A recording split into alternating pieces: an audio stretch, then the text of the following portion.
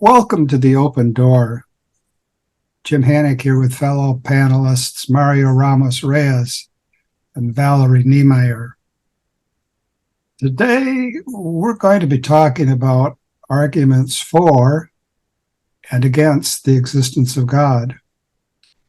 We think these arguments matter, and we want to think hard about them. After all, we think that Christianity is true, but if God doesn't exist, well, then it's not. Our welcome guest is Patrick Flynn. He's the author of the new book, The Best Argument for God. Comes to us this month from Sophia Institute Press. Patrick's a writer and a speaker. He lives in Wisconsin with his wife, 5 children, and a Saint Bernard.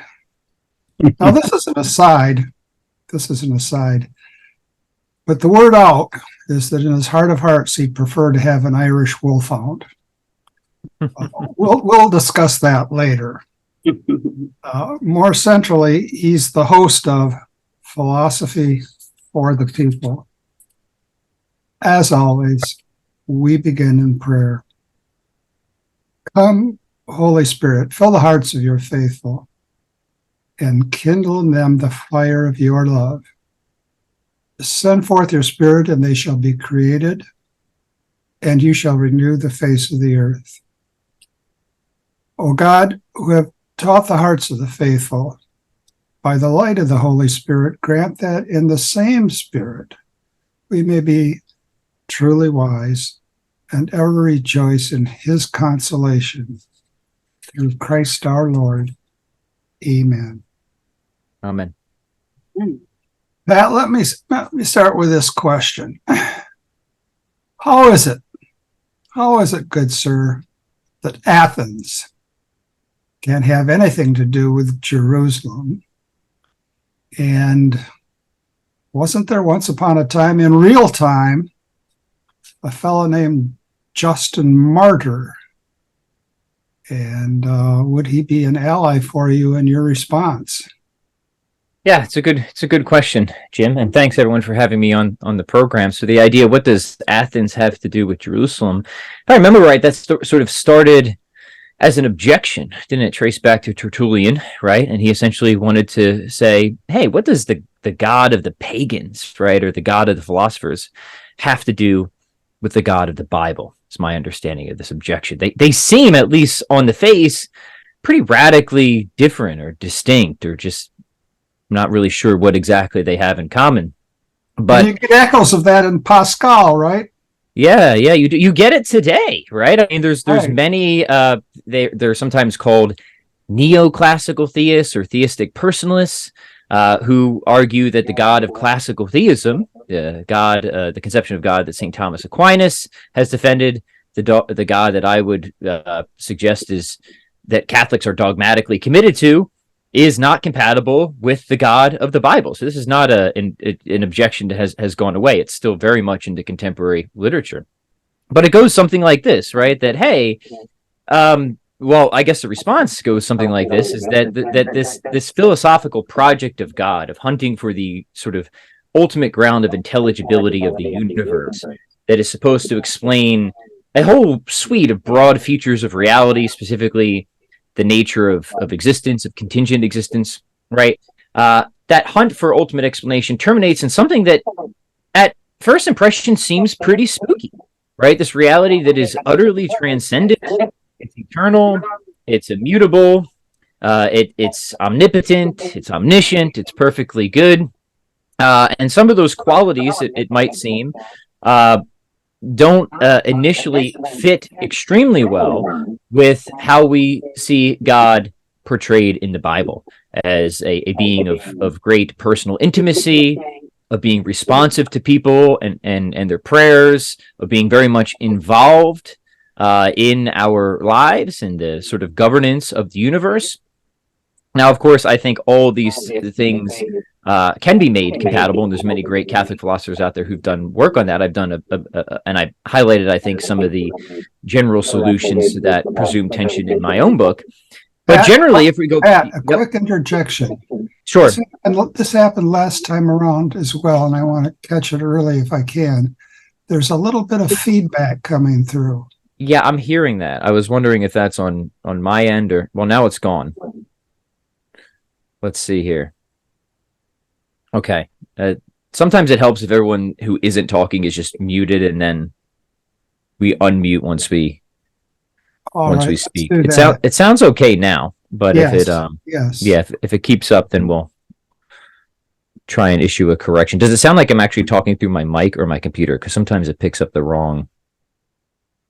No, okay, my settings are right. Okay, let me try and continue that line of thought. So Justin Martyr, anyways, long story short, Justin Martyr thought that all this sort of pagan or Greek philosophy could set the philosophical stage for revelation, sort of preempted revelation, and helps to affirm many of the core aspects of the Christian religion when properly contextualized and properly understood. So thinkers like Justin Martyr thought that there was actually great harmony between reason and revelation, right? That through good, consistent philosophical reflection about the nature of fundamental reality, we see really a bridge to Christian revelation, not some insurmountable divide. So that's the general thrust. I will say that I'm very much on board with that, because that sort of mirrors my personal experience. For many years I would have considered myself a naturalist, not a religious person at all, and it was actually through metaphysics, philosophy of nature, and natural theology that I came to see, I think, a really strong case for classical theism.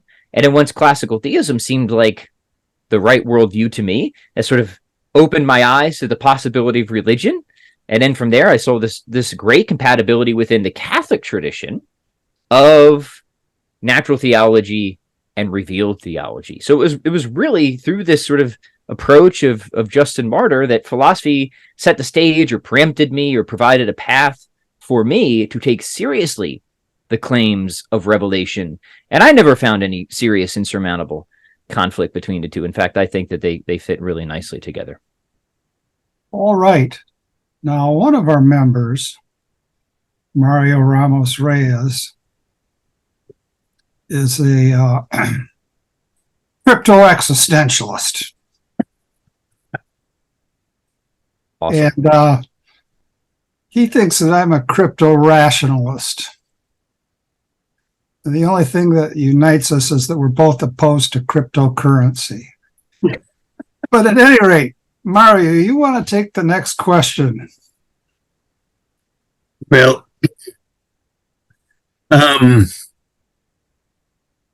all the things that you are telling me, I already knew. What? Let me give you a brief intro.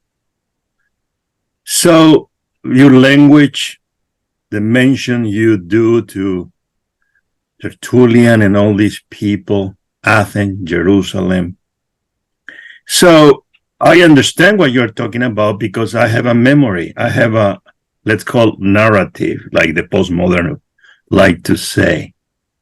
I have in myself this historical data, if you will. So I can figure out what you're talking about. But my concern today is that most people, not to mention students, not even know what Tertullian was, Greek thought was, Greek philosophy is, Middle Ages. They think that as a legend, and so on and so forth. Now, you may think that if you go to a grad program in philosophy or undergrad program in philosophy, you're going to learn all of that. I think you're wrong. Generally, what you study there is a little bit of Plato, Aristotle, and then jump into modernity. And so the picture that you get there is not a picture of classical theism. It's a different picture. Let me finish with that and then a question. I have a good student of mine who is a lawyer. I'm a lawyer too. Oh, Who went to one of the best universities in Britain to study philosophy of law. One of the third classes, professors were naming the best political philosopher of law in our times. Of course, he mentioned Rats and many others. And so my student said, "Okay, what about Finis?" And he said, "Who is that? Who is Finis?" John Finis. I'm talking about London. I'm talking about Great Britain. What is my point? That memory you are mentioning is gone, even in some Catholic universities. In Latin America, is a catastrophe. So my question is, what do we need to do in order to recover the memory first, then the arguments? Mm-hmm. I think I'm concerned about that because when I go to class, they don't know what, and I'm not saying reason is, they don't know what, right. And so, and I'm talking about good school, quote unquote. Yeah. Mm-hmm. Yeah, it's a great question. It's an important concern. I guess my best answer is to try to write books about it and publish articles. Which is what I'm trying to do, right? But you're right, and so I don't have my PhD, but I have my master's, and what you say is true. In my undergrad, not only did I have no exposure to Aquinas or anybody like that, I had a very thin exposure to Aristotle and Plato, and I would argue it was a largely distorted exposure. And even certain more modern philosophies like Nietzsche, we read very few of his primary texts, and instead we got like a paper on a feminist interpretation of Nietzsche, right? So it was pretty wild and unhelpful stuff overall. My master's was better because I went to a Catholic school, so there it was the exception rather than the rule, insofar as we did spend an enormous amount of time with the primary text of critical thinkers. But I understand that is the exception rather than, and because I actively sought it out at that time, right? So you're right. It's a problem. Most people are just completely ignorant of this wonderful and rich tradition, so much so that when you read so much of modern philosophy of religion or arguments for or against the existence of God, even very smart thinkers and smart critics, I think of somebody like J.L. Mackie, right? They either completely miss or totally misrepresent, right, what I think is the strongest case for classical theism, coming out of that great perennial philosophy, which I include Aquinas, but really also includes Plato and Aristotle. I think of it as like a Big Ten Platonism. So yeah, I think so much of what's going on, both at the popular and academic level, is enormously isolated, and suffers from a great historical ignorance. What's the solution to that? I have no idea. I try to do a podcast and I try to write books and push articles through to say, hey, when I just had an article that was accepted by the Review of Metaphysics, where it was the thesis is metaphysical grounding an instance of essentially ordered causation. So I'm trying to do exactly what you're talking about, Mario. I'm saying, hey, look, there's something going on in the contemporary literature that seems really familiar to a very traditional understanding of causation. And for whatever reason, usually historical ignorance, people haven't really connected these dots. So let me try and connect these dots for you and show that there's stuff in the tradition that can really inform a very lively contemporary debate about grounding, and not just grounding, but fundamentality, whether there's an actual fundamental layer to reality, so to speak. And my answer is yes. If we go back to thinkers like Aquinas and Scotus, they already wrestled with these ideas and they had good answers to them. The problem is most people just have no idea, right? So that's I don't think I have a better solution. I think we just have to get into the fray and try and do the best we can to connect some of these dots and say, hey, look, these because people were old doesn't mean they were stupid, right? There's also this sort of chronological condescension that goes on. I had it myself, for the longest time when I was trying to figure out my philosophical worldview. I just thought, if somebody's a couple decades out, they're probably ignorant, right? They probably don't know what they're talking about. And that was really just me being ignorant, right? And it's something I've still tried to cast off and try and get away from that, because I've been most enriched by the oldest and more traditional thinkers. That's probably not a super satisfying response, Mario, but it's the best answer I currently have. Well, let me just say that I prefer a more ironic and nuanced response. And I begin by reminding people of the words of Jon Stewart Mill. He said, after all, that no philosophy can survive if conjoined with universal idiocy. I'm going to jump in too, because I feel like another thing. Because you don't want to hear any more of that stuff. Go ahead, Valerie. Please do. So another thing that I think has really fallen by the wayside is just a really solid grasp of reasoning and logic. So, and we know that really starts with defining terms and making sure that we mean the same thing when we use words. So for starters, when does reason constitute an argument? So reason and argument, and when does an argument constitute a proof? A reason, argument, proof. Can you help us to define some terms? Yeah, this is really good, and I'll try to answer this in the way that I present different arguments or reasons for the existence of God in my book. Right. So when we're talking about a proof, that itself can mean many different things to many people. Some people might think something along the lines of a mathematical proof, right, where we're supposed to get a certain like absolute logical certitude, right? It's a very strong claim if you say that you have a philosophical proof of that order. I think you can get philosophical proofs of that order, but they're kind of rare, right? A bit more modest would be the type of proof that we think goes on in a courtroom, something that is really well established by the preponderance of evidence, something like that. I think that's the kind of proof that's kind of we operate according to in everyday life, sort of common sense sort of proof. And then there's something somewhere in between those two, right? And this might be your traditional metaphysical proof or something like that. And the idea here, this is a traditional line of thought. Aquinas thought you had various metaphysical proofs for the existence of God. And the idea here is that we're starting from some feature or aspect of reality that is accessible to everyone. You don't need any special scientific knowledge or equipment to get access to this. And it's more or less undeniable, right? So it might be something like, hey, change occurs, or some things are contingent, or some things are made of parts, right? Something that is delivered to us through common sense.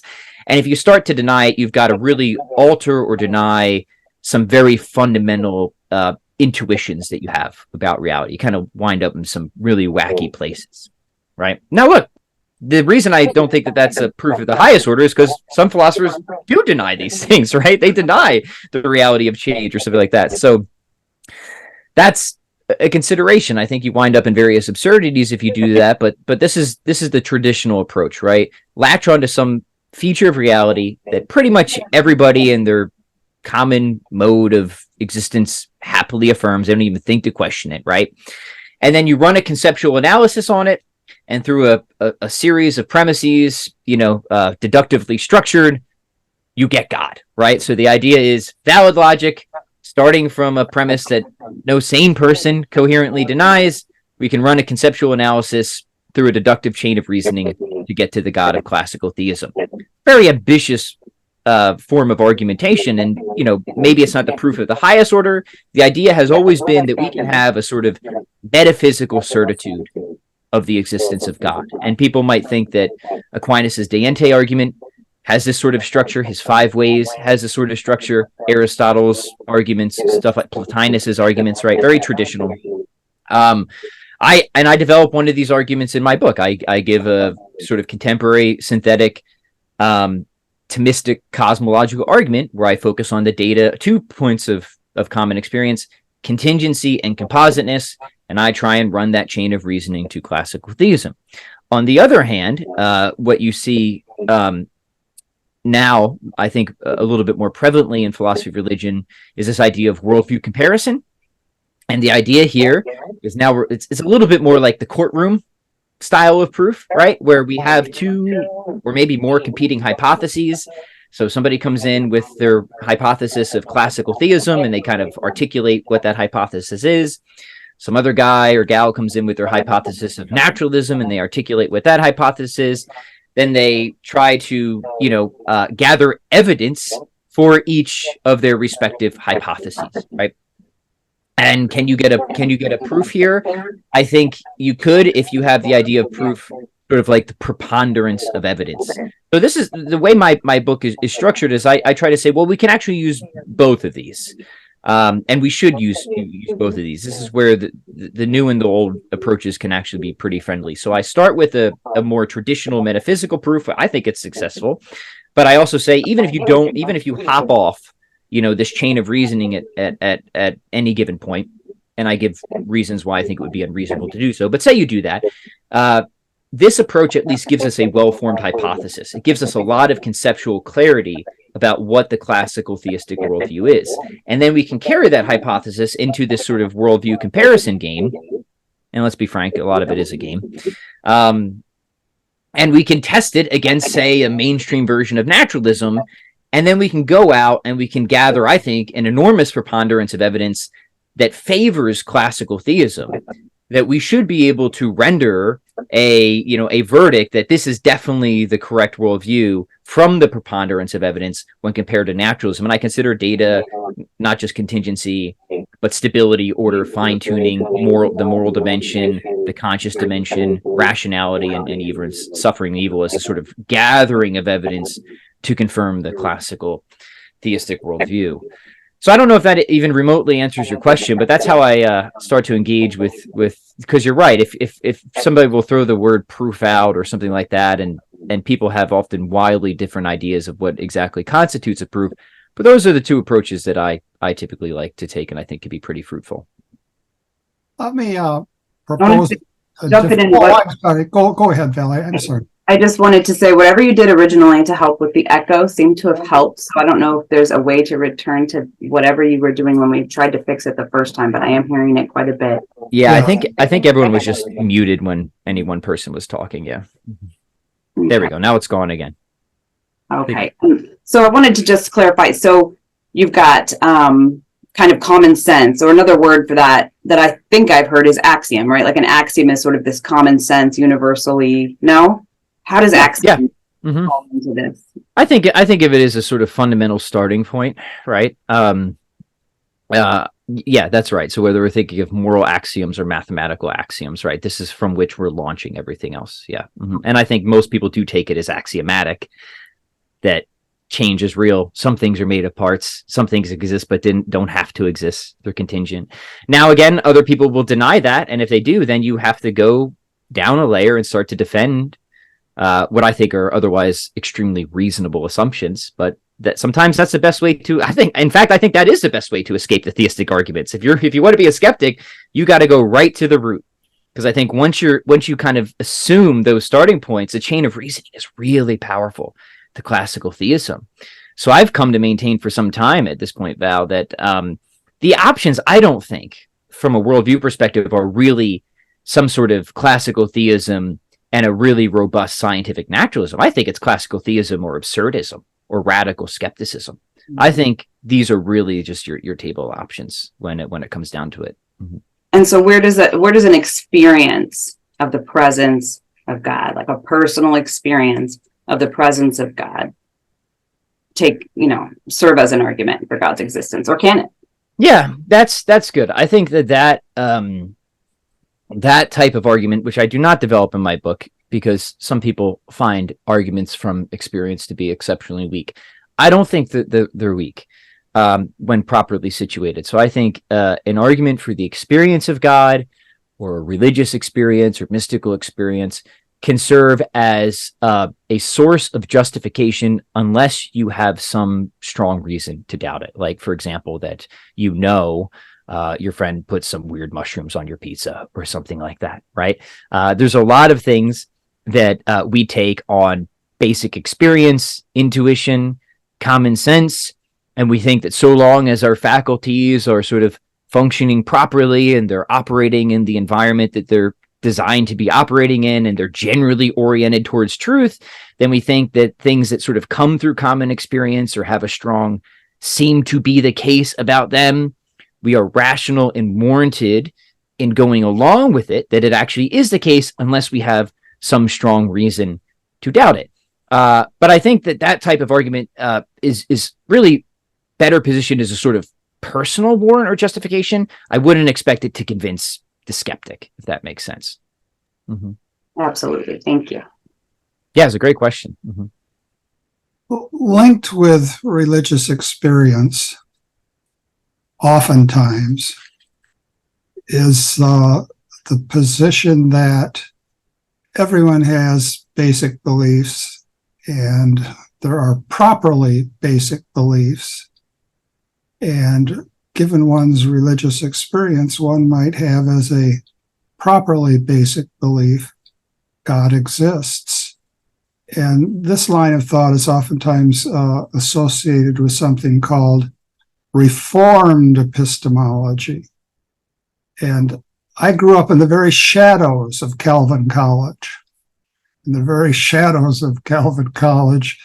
which meant in the presence of Alvin Plantinga. Yes, of course, yeah. Mm-hmm. Yes, I wonder if you might say a few words about that. I think you already said the most important thing. Yeah, I essentially delineated his theory of knowledge, right? Yeah, which is that's fine if that's your properly basic belief, but it's not mine. Yeah. So, you've got any arguments for me to consider? I'm happy right, you need an argument, but I do need an argument. Yeah, so Plantinga, and I'm a fan of a lot of Plantinga's work, and he's got a very sophisticated, really epistemology, right? So you for people who are interested, start with warrant and proper function, and then go through warranted Christian belief. But his argument is essentially that you don't need arguments to be rationally justified. Believing not just in God, but he extends it to all the basic truths of the gospel, whatever those are.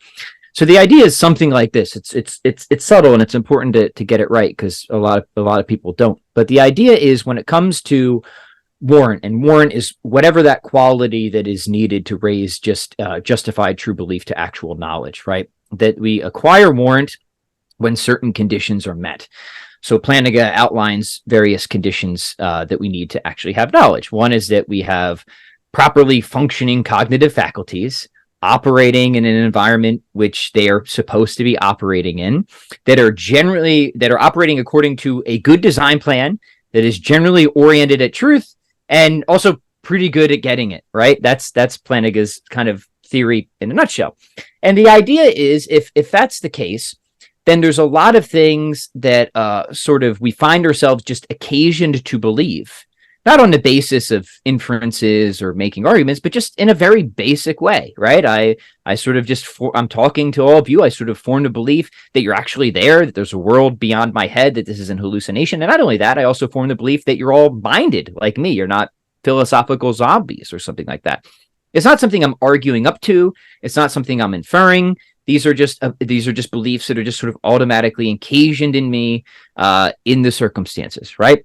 And Plantinga wants to say all that can count as knowledge, right? Why? Because they are the result of properly functioning faculties that meet all these conditions, and you have no defeater. There's no reason to think otherwise, right? So you're warranted, you're rational in believing those things. You don't need any arguments for it, right? You're totally good to go. I think there's actually a lot to be said about that.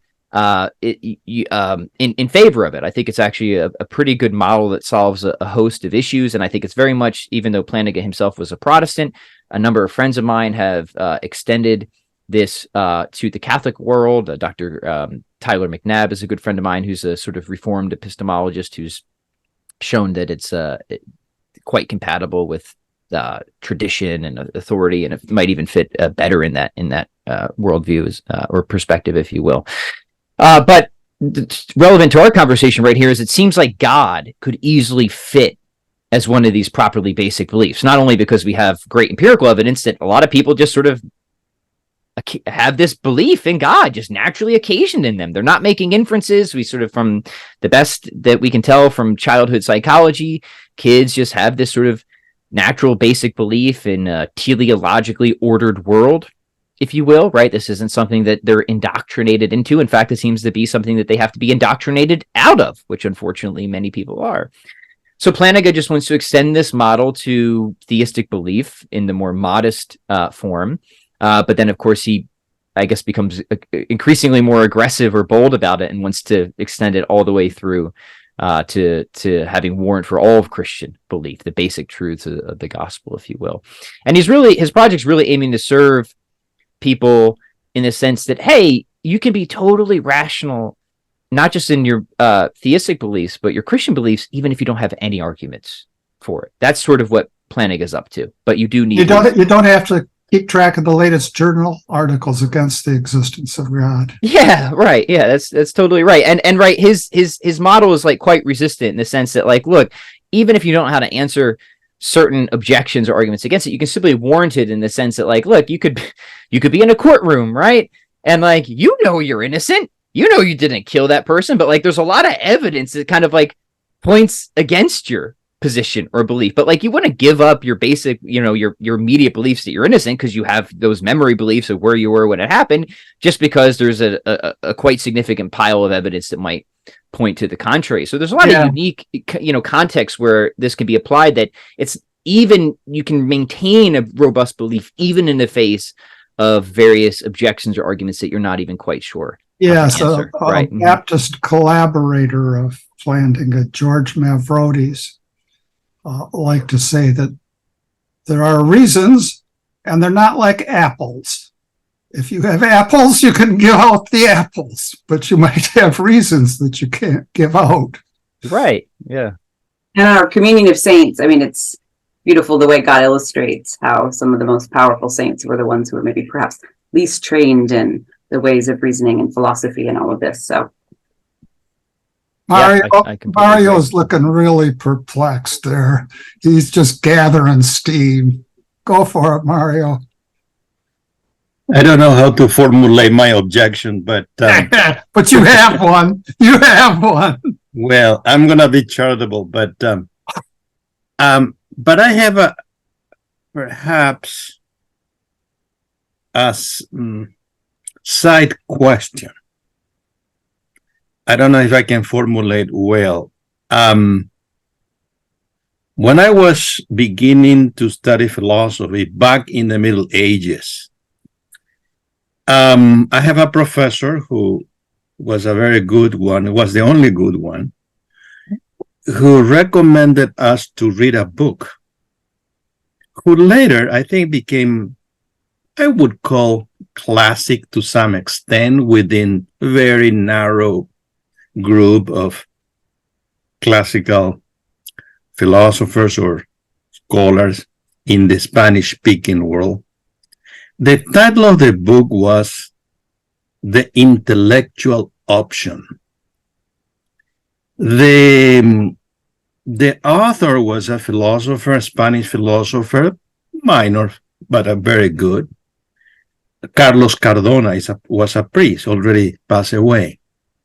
His argument was that, yes, we can render some argument about the existence of God, of anything, the immortality of the soul and all these things, but that is, let's say, the conclusion of something prior that we have been living as a philosopher.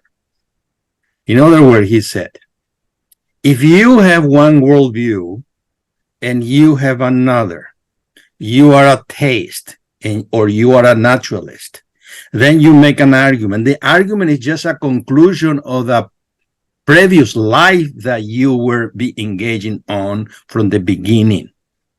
In other words, the option was prior to the rational argument. And so he said, we can discuss all we want about rationalities and argument, but the whole point is where this life began and when this fellow began to choose a certain way of living that led to that argument. In other words, Descartes made an argument which was the conclusion of a life he chose long time before that. So we need to start to look at what? The historicity of these philosophers first. In other words, we can discuss all we want about reason divorced from that life. But we need to look at the background, and that what count. And he said that place, if I can call that, when you start choosing when you are young, and then that place is where the kerygma has to come. And so people then realize, and at the end we'll have a tasted worldview. And so ultimately philosophy is a question of options. I think it's close to some extent to what Plantinga sometimes suggests. But I think it's very interesting. And the good thing about that is that he applied a lot of history of philosophy or history of the philosopher, which is completely sometimes put aside by the English Anglo tradition. We don't study history of philosophy much as, well, the continental philosopher used to study. Well, they no longer study anything now, but I think that's my reflection. So yeah, I don't know if it makes sense what I'm saying, but yeah, philosophy is a bunch of chicanery and it's all rationalization, right? That's what, and look, there's really something to that. You know, it's something I've tried to be aware of myself, and I think what you're saying is there's probably no ideal agnostic, right? An ideal agnostic, especially when it comes to these big ticket questions, right, that really bear significantly upon the type of life we live and how we order ourselves and what we prioritize and value. I don't think I was ever an ideal agnostic, but I think at various points I was pretty close, right? So even when I, was not at all religious, I could see, I think, certain attractive elements of a religious worldview from a largely secular perspective. But at the time, and I also think that I always saw quite clearly the rather haunting, nihilistic, and absurdist conclusions that I was inevitably veering towards from naturalism. You know, even when I was, kind of swimming in the naturalist paradigms, I never for a second, thought that those worldviews were capable of holding on to many of the things that I thought needed to be held onto, from the objective moral landscape to human free will and even rationality. You know, I was always pretty persuaded, I'm only become increasingly persuaded, that there's great tension, if not outright incompatibility between a naturalistic worldview and so many of the deep intuitions we hold about ourselves and the world, including real agency, responsibility, rationality, morality, all that.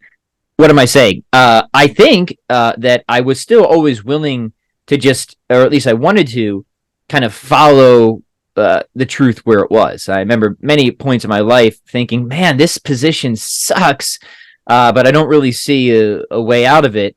But then at some point I really did, this was after undergrad, I remember just kind of throwing my hands up about naturalism after just a series of frustrations and difficulties trying to work out various problems, saying, okay, I don't know what's true, but I'm ready to conclude that this isn't it, right? Now, at the time, I was living a really secular, sinful life, right? And I wasn't, again, we're not always so transparent to ourselves either. I think we have to be honest about that. We're just not, nobody's perfectly transparent to us, and we're not even transparent to ourselves a lot of the time. So I think the best we can do is just do the best we can do to say, okay, am I engaging in motivated reasoning here?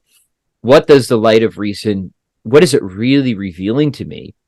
And trying to follow it best we can, understanding our inherent psychological limitations and biases and stuff like that. And so while I think everything you said is very true, I think it explains a lot of what goes on in philosophy, including the vast amount of philosophical disagreement, especially among so-called epistemic peers.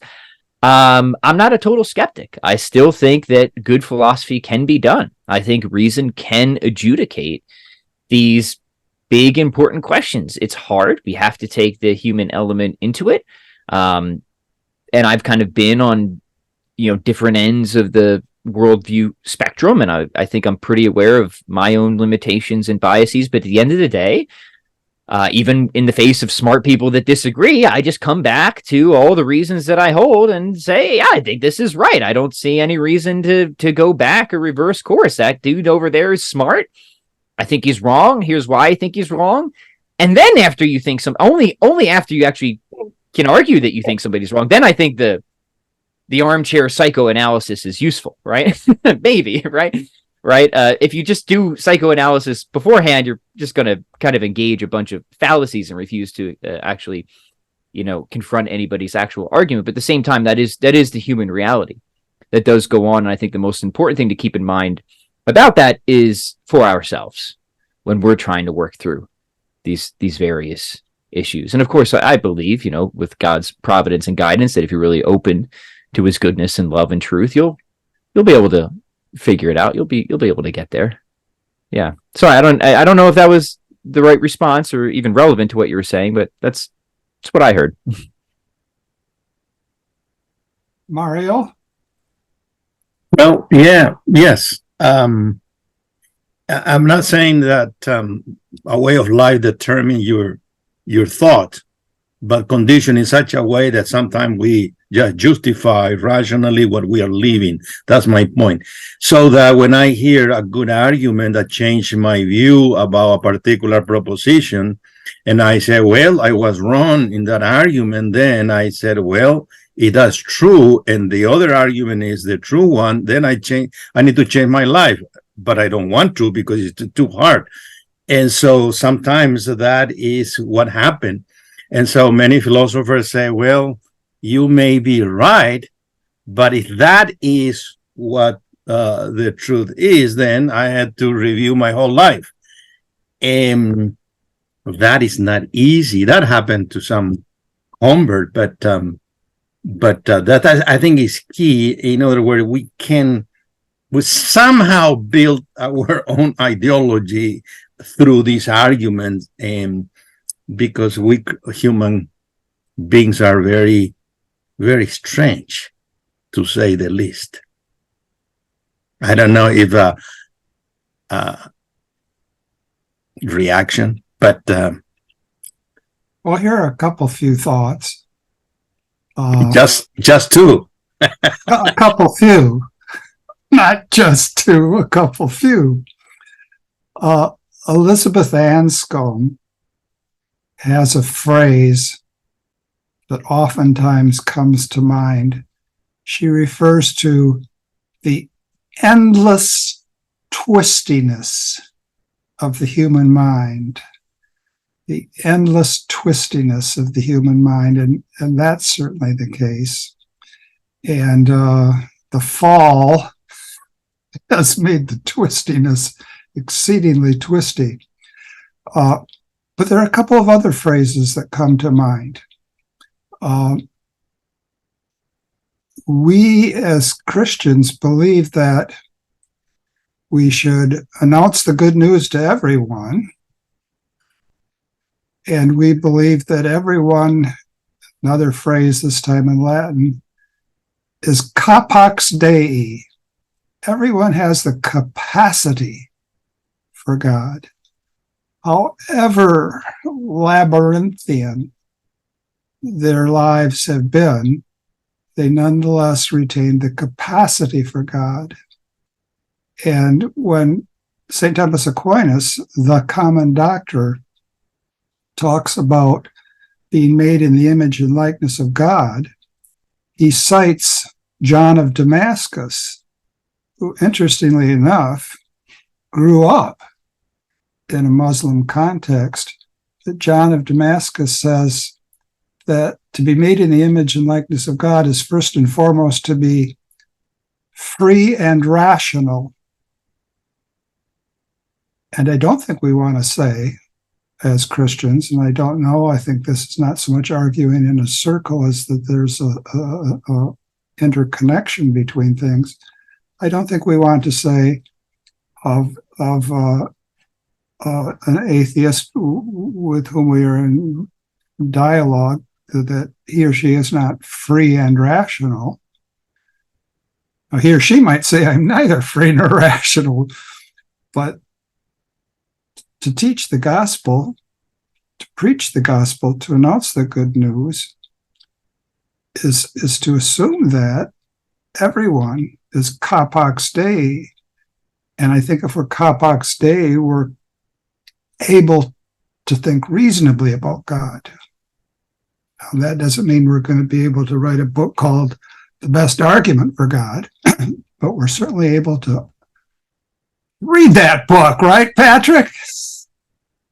I think so. I wanted to make it at least generally accessible. I get into some metaphysical tall grass here and there, but my aim with this book was to bring forth what I think were some of the best insights in the tradition and marry them with, I think, actually not everything new is terrible, with some of the best advancements in contemporary philosophy, but also bring it down to the non-philosopher, so to speak, assuming that they're at least seriously interested in the material. It's a challenging read, but I think it's good to engage stuff that challenges you, and as long as it also gives you the help that you need to get through it, right? So that was actually one of the hardest parts of writing the book, was just trying to hit that balance. So whether I succeeded will be determined by the Amazon reviews, I suspect. Oh no, don't ever say that. Yeah, setting myself up for failure. Sure. There are certain people that sneak in there. Mm-hmm. Valerie, would you say it was a readable book? Oh, I wish I would have had time to read through it all, but I'm looking forward to. I did kind of skim it, and I'm looking forward to it. I've been having providentially some interesting conversations with my beloved cousin lately, who's more of a naturalist. And in my own conversion after college, after 18 years of Catholic schooling, at the time wouldn't have called it naturalism, but I sometimes say I went from living in 2D to 3D, or it would probably be better to say from a 3D existence to a 4D existence. This idea that kind of the here and the now and the material world was in my consciousness, that was my horizon. There was not this transcendent sense, even though I had ideas of that and I didn't reject it. I just didn't live in that realm consciously. So can you just define naturalism and then maybe in contrast classical theism, since you're working with those concepts? Yeah, really important. Like you said, we should get clear on our terms. And I spend a lot of time, probably too much time. It's a bit tedious at the beginning of the book, trying to gain as much clarity as possible. One of the difficulties with the contemporary debate is talk to 5 different naturalists. You'll get 5 ideas of what naturalism is supposed to be about. So what I do is I try to, grab the most mainstream understanding as represented by the best naturalist thinkers and go from there. And then I say, hey, look, if you've got a completely different idea of naturalism, then I guess I'll have to write a follow-up book, and that's the best I can do, right? So naturalism is obviously committed to the idea that nature is all there is, right? Now, that's not super helpful from the start, because it's like, well, what counts as nature, right? And on some understandings of nature of naturalists, I sometimes think, well, that could include the existence of God, right? You're not restricted enough, right? But generally, naturalists will stipulate that there are only natural things and natural causes, right? Roughly the stuff science tells us about, science-y stuff, right? There's nothing supernatural, nothing completely unbounded. Not just God, but you'll find among naturalists say no fairies either. For whatever reason, they've got this thing against fairies. And naturalism is frequently committed to what's called source physicalism. And the idea there is that the physical realm precedes, often quite significantly, and causes and determines the mental realm. So whatever mind is, it is something of a late and local phenomena, right? It's not fundamental to reality in any sense, right? Something that's emergent very later on. So naturalism is really just like atomic theory plus evolutionary theory is the kind of way to summarize it in a cartoon way. Its epistemology is scientistic, meaning that what we know should really, in a broad sense, should just be kind of what comes through the hypothetico-deductive method. Anything beyond that is either meaningless, we can't know it at all, or it's like a far inferior source of knowledge and justification for the naturalist anyways. So that's the kind of painting with a broad brush of what naturalism is about. Classical theism is committed to the idea, sometimes the way I describe it in the book is naturalism is committed to this idea of the principle of indifference. This is how one naturalist frames it, that whatever fundamental reality is, it's utterly indifferent. It's not minded. It's not intentional. It's not aiming towards anything. It's not malevolent. It's not benevolent. It's just totally indifferent, right? Classical theism, I argue, is sort of rooted in the principle of perfection. At the bottom of reality is this completely unbounded entity, unbounded in its power, in its knowledge, in its goodness. It possesses only all purely positive features or properties. These are features or properties that don't inherently entail a limit, like power and knowledge and goodness, right? Eternal, immutable. Sometimes it's captured with simple descriptions like absolute supremacy or absolute perfection or maximal greatness. Different philosophers come out about it different ways. And from that one single source principle of perfection, which is God, flows the rest of the created order, the natural order, which is just a bunch of stuff that is bounded. So you have bounded stuff coming from the unbounded. For the naturalist, everything is bounded, everything is finite in a sense and undirected. So doesn't, we could fine tune those more, but I think that's enough to get a general understanding of the different paradigms. Very helpful. Thank you. For sure. Mario, another question. We're getting too close to the end, and I don't want you to zip out without another question. And I've got one question too, but I don't have to ask mine. No, you can ask the question, then I can follow up. You are in charge. A major Christian philosopher who recently died is Marilyn McCord Adams. And in her most recent work, she said we have to look not just at the problem of evil, but at the problem of horrific evil. Yeah, horrendous evil, right. Mm-hmm. What are we to say about that? What are we to say, for example, about all of the people who have died painful deaths while being abandoned over the course of history? Yeah, so what do I have, like 6 minutes to address the most serious objection to the theism? I say that. When I give a paper, I always raise such an objection. Unfortunately, time doesn't allow me to deal with it. Thanks for the softball right at the end. So let me say, look, the problem of evil is it's serious. It's something I take very seriously. We all wrestle with it, right? We all wrestle seriously with the problem of evil on different levels, intellectually, emotionally, spiritually. So just understand that whatever I'm going to say in the final 6 minutes here is totally inadequate, and just give me the promissory note that I have a huge section about this in the book if you want to go. Plus, we don't have anybody scheduled for 2 weeks from today. Yeah, fine. We can. Hey, dude, this is just the prologue. Go for it. Yeah. So let me frame it. Philosophers are interested in the intellectual side of the problem of evil. Is there something about? Usually, it's a focus on suffering, right? I think this is the most relevant aspect of the problem of evil. Is there something about this distribution of suffering that is either strictly incompatible with the notion of God? This would be a strong form logical problem of evil, or that counts as significant evidence against the existence of God, right? So do we have a demonstration from evil against God, or do we have an evidential case where maybe God exists, but this just seems to make it a lot less likely? And these are often divided into the logical problem of evil and the evidential problem of evil in the literature.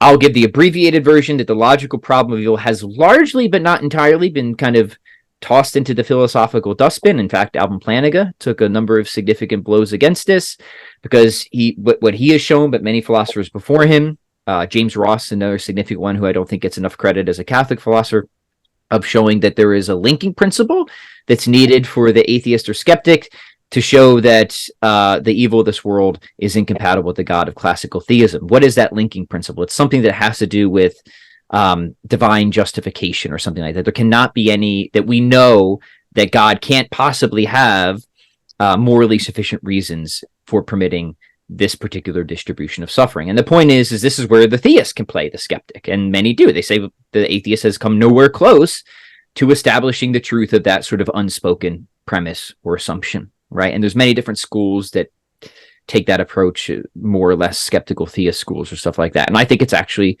effective. The burden of the proof really is on the skeptic here to kind of be omniscient and survey the space of reasons that could be encompassed by the divine intellect and systematically rule them out. And how could anybody do that? The answer is nobody. Nobody could possibly do that, right? And Job didn't try. Job tried, right? So the focus instead has largely been shifted, and because many atheists concede, that's right. That's right. The logical problem of evil does seem to be a structural failure, right? And I think that's an important thing to note. You know, philosophy doesn't always make advancements, but it seems like there's actually been something of an advancement in the philosophical discourse over the past couple decades towards the evidential problem of evil. And here you have different representatives of the skeptics. You have Rowe and you have Draper. But generally, the idea here is, hey, naturalism just has a better explanation for the suffering of this world than theism does. Take the principle of indifference, throw in evolutionary theory, nature is red in tooth and claw, not so surprising, right? But theism, you've got this perfect foundation and you have all this awful stuff that happens, kind of surprising, right? So that's the idea of the evidential game. Is it surprising on this paradigm? Is it not surprising on that paradigm? Then it counts as evidence for the paradigm, which it is, less surprising. Pretty common sense reasoning, right? Let me give a survey of ways that this can be, I think, effectively handled. One is, this is from Brian Davis.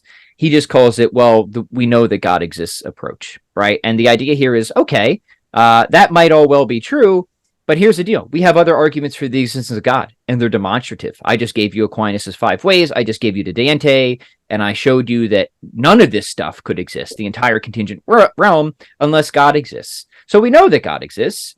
We know that suffering and evil definitely occur, but if two things are actual, they must be compatible.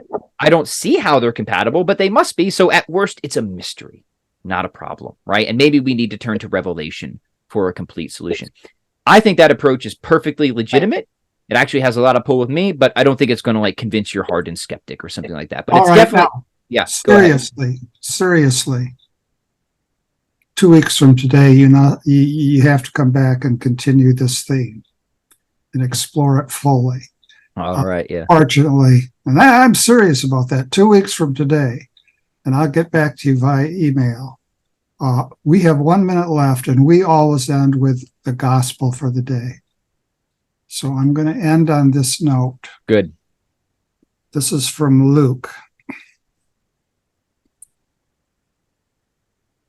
As Jesus and his disciples were proceeding on their journey, someone said to him, "I will follow you wherever you go." Jesus answered him, "Foxes have dens and birds of the sky have nests, but the Son of Man has nowhere to rest his head." And to another he said, "Follow me." But he replied, "Lord, let me go first and bury my father." But he answered him, "Let the dead bury their dead, but you go and proclaim the kingdom of God."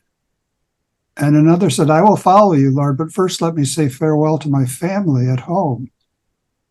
Jesus answered him, "No one who sets a hand to the plow and looks to what was left behind is fit for the kingdom of God. Come, Lord Jesus, come." You. Thank you so much. Thank all of you very much. I'll email you ASAP. Well, thank you very much. I would love to continue the conversation because we just opened the thread on a very important topic. So let's keep it going. That's the way philosophy is. Once you get going, you can't stop. All right. Okay. Thank you, gentlemen. That was really, really great stuff, and I look forward to hearing more from you. Thank you, Valerie. A lot of fun. We'll talk to you all soon. Thank you.